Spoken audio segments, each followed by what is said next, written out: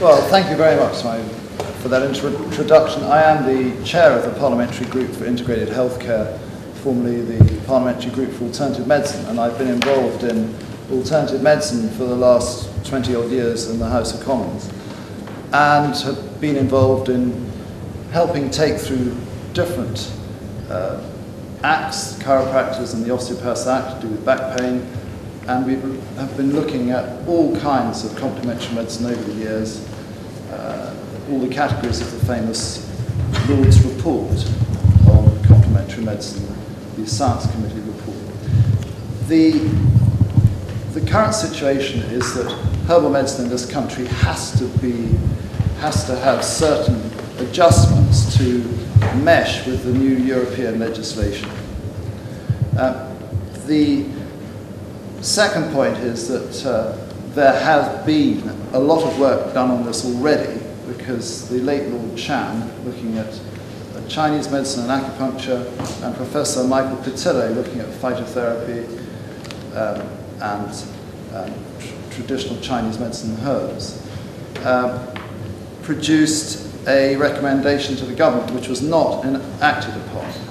The government recently has set up another consultation period, which is about to expire, and I'm assuming that you have made some recommendations. The problem with herbal medicine has been trying to get a united front in the UK, and Ayurveda does not necessarily mesh particularly easily with all the other disciplines. So the government has a duty to try and bring this together. Now, whether you're right or not in saying that they're putting it on the shelf, I'm not sure whether that's true or not, but I think the really big point here is that there will be a general election next year. There has to be a general election by June, and some people are betting on a change of government, because if you look at the polls, that may happen, could very likely happen. So it may be that you are going to have, there are two, as we say, bites of the cherry here, two opportunities. There's really to see whether this government is going to do anything with this consultation process that it's set up, and if not, we have to make sure that the next government does something.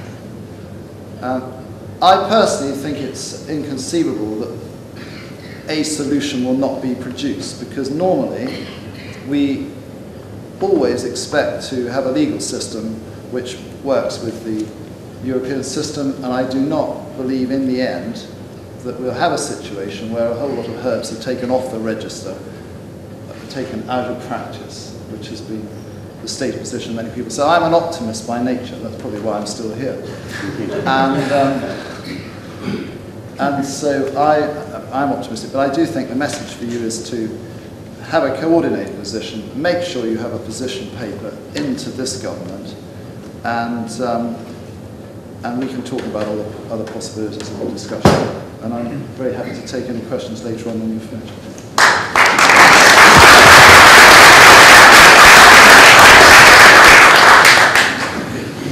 Thank you, David.